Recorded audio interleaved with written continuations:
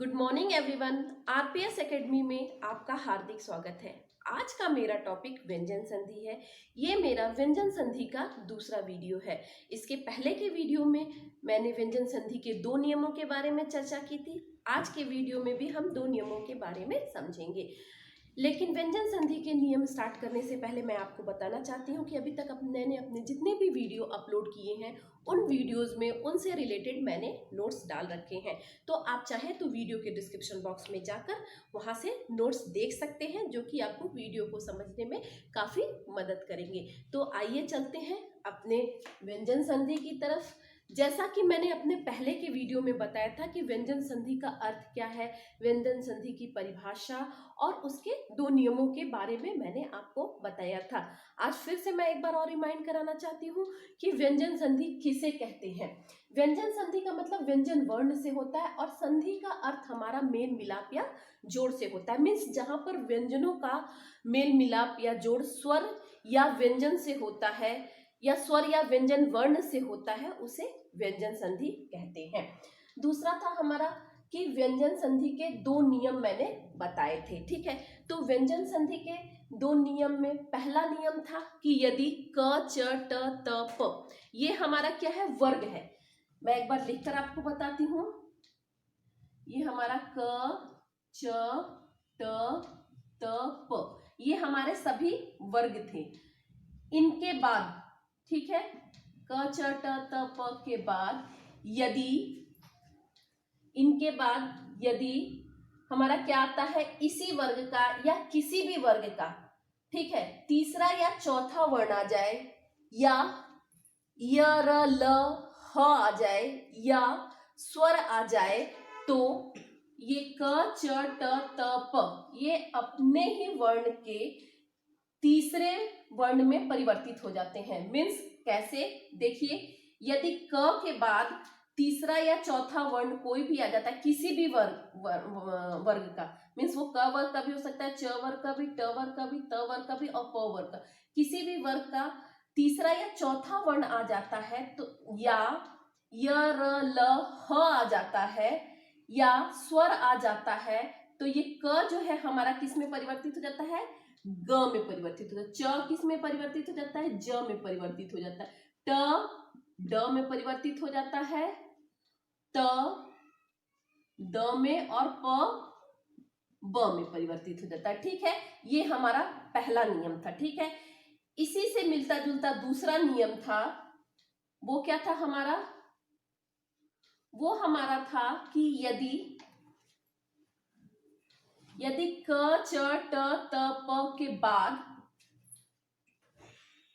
न या म, ये हमारे क्या है, अनुनासिक है, न या म इनमें से, ठीक है, कोई एक आ जाए। मीन्स क के बाद यदि न या म में से कोई आ जाए, च के बाद न या म में से कोई आ जाए, ट के बाद न या म में से कोई आ जाए, त के बाद न या म में से कोई आ जाए, प के बाद न या म में से कोई आ जाए, तो क हमारा किस में, अंग में परिवर्तित होता है, च हमारा किस में परिवर्तित होता है, य में, ट ड़ में, त न में और प म में परिवर्तित हो जाता है। मीन्स ये अनुनासिक वाले और पंचम वर्ण जिसे हम कहते हैं उनमें परिवर्तित हो जाता है। तो ये हमारे 2 नियम है। तीसरा नियम हमारा क्या है, त से संबंधित नियम है, जो कि आज हम जानेंगे। ठीक है, तो त से संबंधित कौन कौन से नियम है देख लेते हैं। त से संबंधित कुल हमारे 6 नियम यहाँ पे मैंने लिख रखे हैं, जिन्हें हम बोलेंगे कि त संबंधी नियम जो है हमारा व्यंजन संधि का तीसरा नियम है और त संबंधी नियम के 6 क्या है, उपनियम है। ठीक है, क्या है, उपनियम है, क्योंकि ये त के सारे नियम है इसलिए हमें उपनियम बोलेंगे। ठीक है, तो पहला नियम इसमें हम देखते हैं कि क्या है। पहला नियम हमारा ये है कि यदि त के बाद ल आए।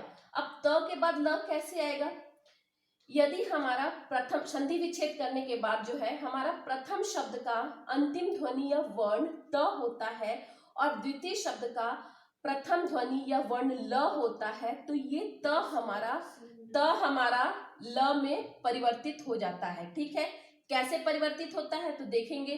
जैसे मैंने यहाँ पे लिख रखा है संधि विच्छेद शब्द को मैंने कुछ लिख रखा है तत् प्लस लीन, तो क्या हम देखेंगे तत्, ठीक है। अब इस त की जगह हमने क्या लिखा है, ल में परिवर्तित हो जाएगा। प्रथम शब्द का अंतिम ध्वनि या वर्ण में परिवर्तन हो रहा है, न कि द्वितीय शब्द के प्रथम ध्वनि में परिवर्तन हो रहा है, ठीक है। तो इसमें हमारे क्या लिख रखेंगे ल। अब ल हमारा क्या रहेगा, हाफ या फुल रहेगा, तो यहाँ पे त हमारा हाफ है, आधा अक्षर है, इसलिए ल भी हमारा यहाँ पर हम आधा लिखेंगे और लीन हम एज इट इज कॉपी कर लेंगे, ठीक है। तो तल्लीन हमारा हो गया। दूसरा उसी तरह देखते हैं उत प्लस लेख, ठीक है। अब यहाँ पर त देख रहे हैं, प्रथम शब्द की अंतिम ध्वनि या वर्ण क्या है, त है, आधा त, और द्वितीय शब्द का अंतिम ध्वनि या क्या है, ल है। द्वितीय शब्द की अंतिम ध्वनि, अरे सॉरी, द्वितीय शब्द की प्रथम ध्वनि या वर्ण हमारा क्या है, ल है। तो इनको जोड़िए, कैसे जोड़ेंगे, ये त की जगह आधा, त की जगह आधा ल आ गया। एक चीज और आपको मैं बताना चाहूंगी कि यहाँ पे हम पूरा ल इस तरह नहीं लिखेंगे, ठीक है, हलंत के साथ, क्योंकि जब भी हम शब्द लिखते हैं और ये उसमें पाई वाला वर्ण होता है, पाई वाला अक्षर होता है, तो उसे हम पूरा नहीं, हलंत के साथ नहीं लिखते हैं, उसे हम क्या लिखते हैं, आधा लिखते हैं। तो वो आधा हमारा कैसे हो गया, ऐसे ही जैसा मैंने यहाँ पे ल लिख रखा है और उल्लेख, लेख हमने एज इट इज जोड़ दिया, क्योंकि मैंने पहले भी बताया है कि इनमें हमारे सिर्फ प्रथम शब्द के अंतिम ध्वनि या वर्ण में परिवर्तन होगा, द्वितीय शब्द के प्रथम ध्वनि में परिवर्तन नहीं होगा, ठीक है, वो एज इट इज लिखे जाएंगे। नेक्स्ट दूसरा नियम, अब ये हमारा पहला इसमें का नियम हो गया, त प्लस ल आएगा तो त का ल में परिवर्तन हो जाएगा, ठीक है। दूसरा क्या हमारा नियम है, दूसरा हमारा नियम है कि यदि त के बाद च या छ में से कोई आता है तो त का किस में परिवर्तन हो जाता है, च में, इसमें परिवर्तन हो जाता है, ठीक है। एक बार और देखते हैं, त के बाद च या छ में से कोई आता है, ठीक है, तो कोई, तो सिर्फ त का क्या हो जाता है, च में परिवर्तन हो जाता है। जैसे मैंने कुछ उदाहरण लिख रखे हैं, उनके थ्रू देखते हैं। सत्य प्लस चरित्र, ठीक है, ये हमारे संधि विच्छेद के शब्द हैं। तो यहाँ पे सत्य है, अब यहाँ पे देखिए ये त है, ठीक है, तो ये प्रथम शब्द का अंतिम ध्वनि या वर्ण हमारा हो गया। ये हमारे जो आने चाहिए, ये द्वितीय शब्द के प्रथम ध्वनि या वर्ण में आने चाहिए, या तो च या तो छ, तो यहाँ पे च आया हुआ है। कैसे, अब देखते हैं, तो इसमें क्या परिवर्तन होगा, इसमें हमारा परिवर्तन होगा कि द्वितीय शब्द में हमारा कोई भी परिवर्तन नहीं होगा, जो भी हमारे परिवर्तन होंगे वो त में परिवर्तन होंगे। तो देखते हैं कैसे होगा। सर मैंने लिख रखा है यहाँ पे, ये च देखिए, त देखिए आधा है, तो यहाँ पे च हमारा क्या होगा, आधा होगा। पूरा लिखेंगे च इस तरह या आधा लिखेंगे, आधा लिखेंगे, ठीक है, क्योंकि मैंने पहले ही बताया था कि पाई वाला वर्ण जो है वो शब्द में पूरा नहीं लिखते हैं, आधा लिखते हैं, और द्वितीय शब्द वैसे के वैसे उतार देते हैं, ठीक है। तो ये सच्चरित्र हमारा हो गया। दूसरा है उत प्लस चारण। अब ये आपको बस बनाना आसान होगा, यहाँ पर च, त की जगह हाफ, त की जगह हाफ च आ गया और हमारा चारण हो गया, तो उच्चारण हो गया, ठीक है। नेक्स्ट देखते हैं, नेक्स्ट क्या था, यदि त प्लस ज या झ में से कोई आए तो क्या हो जाएगा, हमारा ज हो जाएगा। मीन्स प्रथम शब्द का अंतिम ध्वनि या वर्ण हमारा क्या होना चाहिए, त होना चाहिए, और द्वितीय शब्द का प्रथम ध्वनि या वर्ण ज या झ में से कोई भी हो सकता है। तो क्या हो जाएगा, अब द्वितीय शब्द में हमारे परिवर्तन नहीं हो रहे हैं, जैसा कि मैंने पहले ही बताया था, सिर्फ प्रथम शब्द में हो रहे हैं, तो प्रथम शब्द में परिवर्तन होके क्या होंगे, इस त की जगह ज हो जाएगा हमारा। देखते हैं कैसे, सत प्लस जन, तो यहाँ पे स एज इट इज हम लिखेंगे, त की जगह क्या लिखेंगे, हम ज लिखेंगे, लेकिन वो भी ज हम आधा लिखेंगे, पूरा नहीं लिखेंगे, और ये जन हमारा हमने कॉपी कर दिया, तो क्या हो गया, सज्जन, ठीक है। अब उत प्लस ज्वल, इसको देखेंगे तो ऊ हमने लिख लिया, ठीक है। त हमारा आधा है तो ज हम आधा लेंगे, और ज्वल ये वैसे ही ले लेंगे। ये शब्द कभी कभी शुद्ध उच्चारण में भी दिखाता है कि शुद्ध उच्चारण है या नहीं है, या शुद्ध वर्तनी है कि नहीं है इसमें, तो उसमें ये हमारे शब्द अक्सर पूछे जाते हैं। तो इसमें क्या पूछा जाता है, जो भी परीक्षा में ऐसे प्रश्न होते हैं, क्या पूछा जाता है, इनमें एक किसी को पूरा ज कर देते हैं और एक को आधा ज, ठीक है, और पूछते हैं कि ये गलत है या सही है। तो हमको अगर पता रहेगा कि करेक्ट क्या है तो हम इजीली उसको फाइंड आउट कर सकते हैं कि नहीं ये दोनों हमारे आधा ज ही रहेंगे, पूरे ज नहीं रहेंगे। तो आई होप आपको ये 3 उपनियम त संबंधी के समझ में आ गए होंगे। आगे बढ़ते हैं, देखते हैं और क्या क्या नियम है।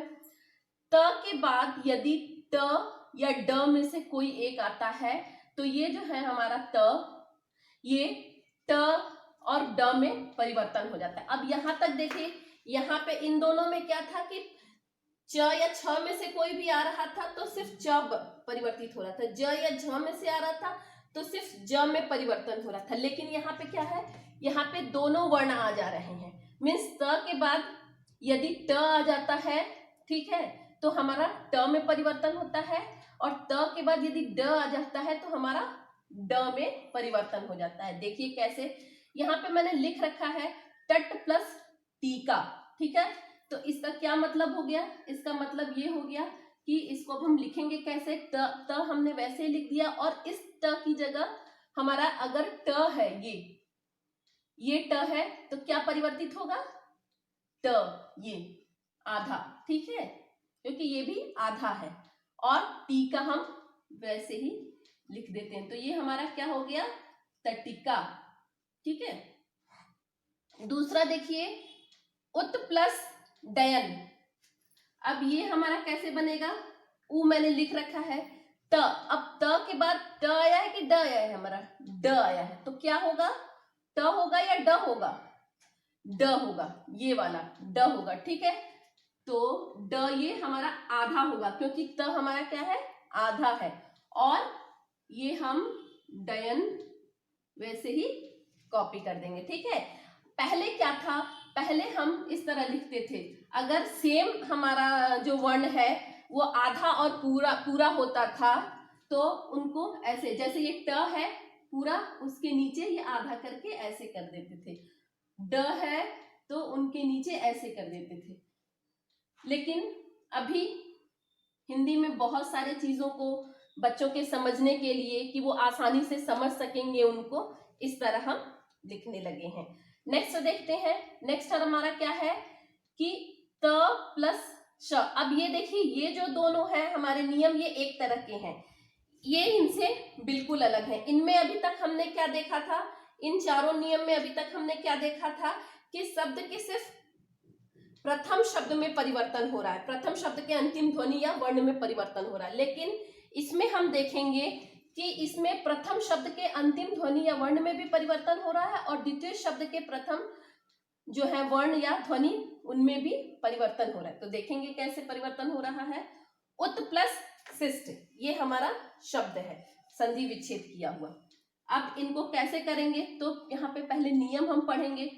त प्लस श, मतलब प्रथम शब्द का अंतिम ध्वनि जो हमारा वो त होना चाहिए, और द्वितीय शब्द का प्रथम ध्वनि क्या होना चाहिए, हमारा श होना चाहिए, ठीक है। तो त का जो है च में परिवर्तन हो जाता है, मीन्स इसकी जगह च आ जाएगा, तथा श का छ में परिवर्तन हो जाएगा, तो श की जगह क्या हो जाएगा, छ आ जाएगा। अब इनको बनाते हैं, त की जगह मैंने क्या बोला था, च आ जाएगा। च यहाँ पे आधा होगा क्योंकि देखिए त यहाँ पर आधा है, तो आधा च।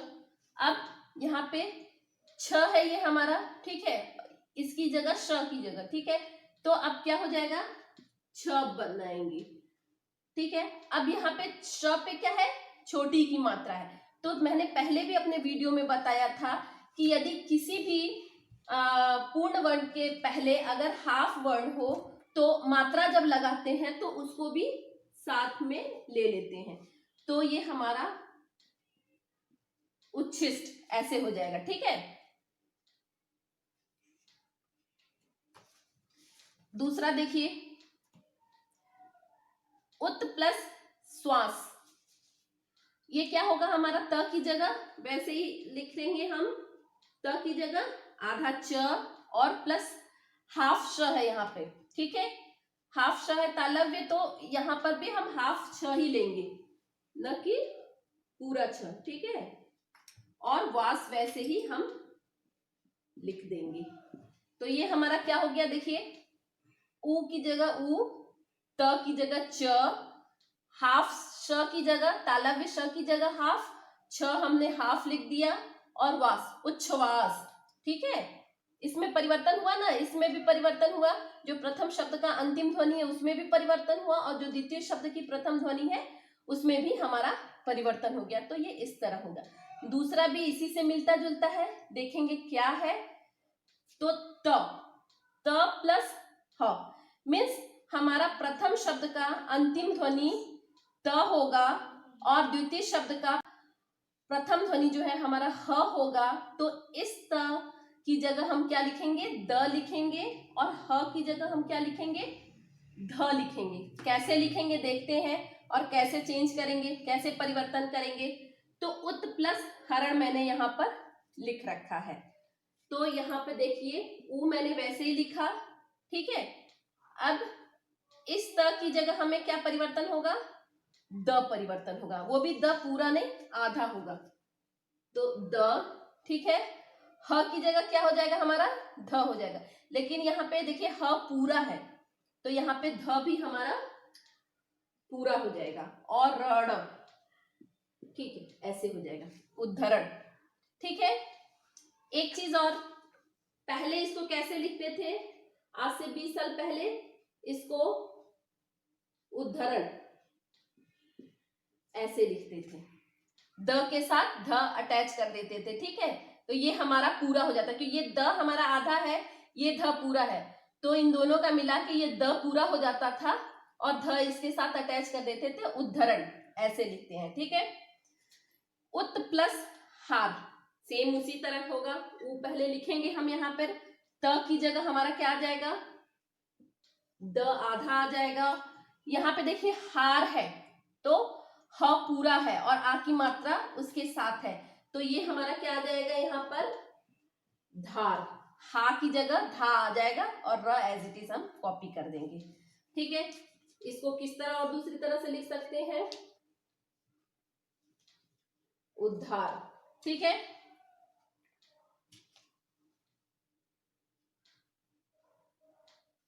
उद्धार, ठीक है। यहाँ पे एक दूसरा उदाहरण देखते हैं, पत प्लस हति, तो यहाँ पे प एज इट इज लिखेंगे, इस ता की जगह हम क्या लेंगे, द लेंगे, ठीक है, और ह ये हमारा पूरा है, तो उसकी जगह हम ध ले लेते हैं, और त और छोटी की मात्रा ती ऐसे एज इट इज ले लेते हैं, ठीक है। अब इनको कैसे लिखेंगे दूसरे तरीके से,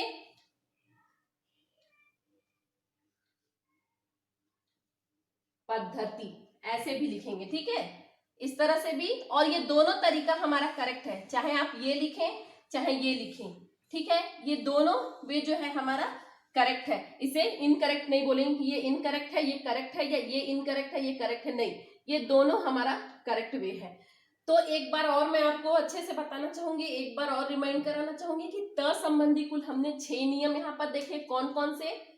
तो पहला हमने देखा कि त के बाद यदि ल आता है तो त ल में परिवर्तन हो जाता है। दूसरा क्या है, त के बाद यदि च या छ आता है तो त का च में परिवर्तन हो जाता है। तीसरा क्या देखा हमने, त के बाद यदि ज या झ आता है तो त का ज में परिवर्तन हो जाता है। चौथा क्या देखा हमने, त के बाद यदि ट या ड में से आता है तो त का यदि ट आएगा तो ट आधा, और ड आएगा तो ड आधा में परिवर्तन हो जाता है। पांचवा क्या है हमारा, कि यदि त के बाद श आता है, मीन्स तालव्य श आता है, तो क्या होता है, त की जगह हमारा च हो जाता है और श की जगह छ हो जाता है।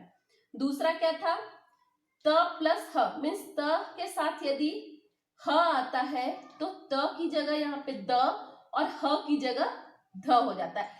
ये चीज देखिए, जहां पे हलंत है वहां पे आधा ही अक्षर हम करेंगे, आधा ही अक्षर लिखेंगे, पूरा नहीं।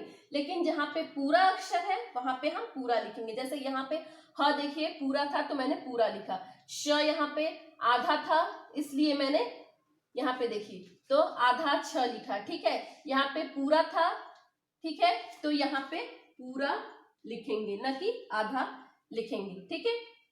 तो ये त संबंधी हमारा नियम हो गया। अब नेक्स्ट हमारा है छ संबंधी नियम, वो देख लेते हैं।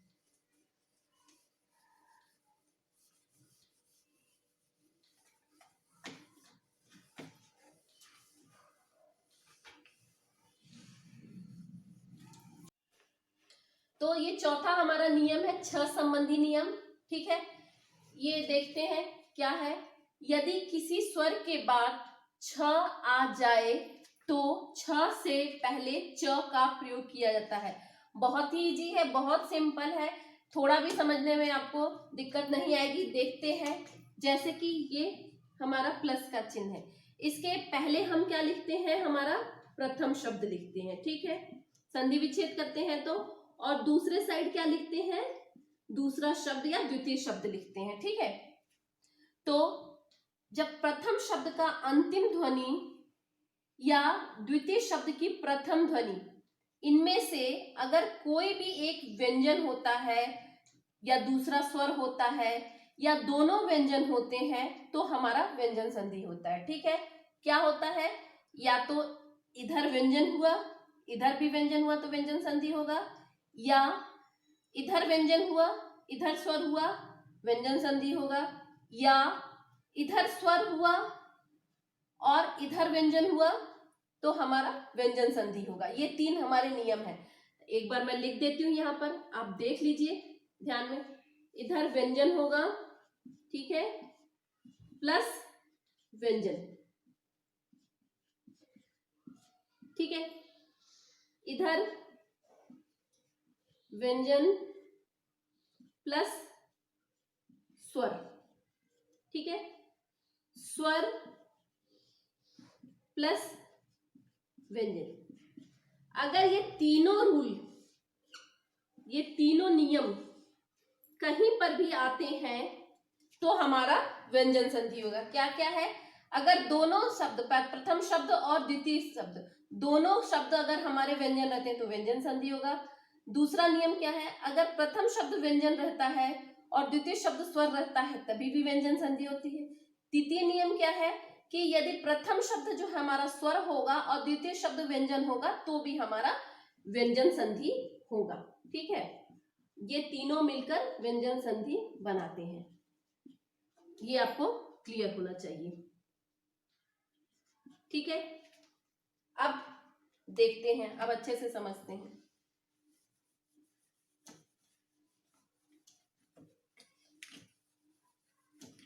तो यदि किसी स्वर के बाद, ये हमारा कौन सा इसमें नियम, हमने जो हमारा नियम मैंने लिख रखा था यहाँ पे था, तीसरा नियम था। तीसरा नियम क्या था, स्वर प्लस व्यंजन, ठीक है, ये हमारा तीसरा नियम था। यदि किसी स्वर के बाद छ आ जाता है, मीन्स यहां पर कोई भी स्वर हो और यहां पर छ आ जाए तो छ से पहले च का प्रयोग किया जाता है। इस छ से पहले अब जो भी होगा वहां पर च का प्रयोग किया जाएगा। देखते हैं कैसे।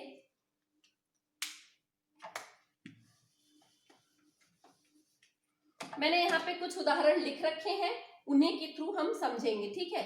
तो पहला उदाहरण देखिए क्या लिख रखा है मैंने, अनु प्लस छेद। यहाँ पे मैंने शब्द लिख रखे हैं। अब इसको हम कैसे लिखेंगे, इसको हम लिखेंगे अनु प्लस छेद, ठीक है। अब देखिए, जैसा कि मैंने बोला था, यहां पे देखिए छ आया है द्वितीय शब्द में और ये प्रथम शब्द है।